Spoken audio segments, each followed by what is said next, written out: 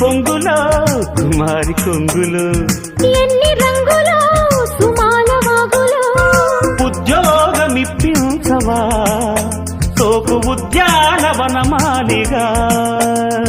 జీతమీయగా లేత వందలే చెల్లించుకోనా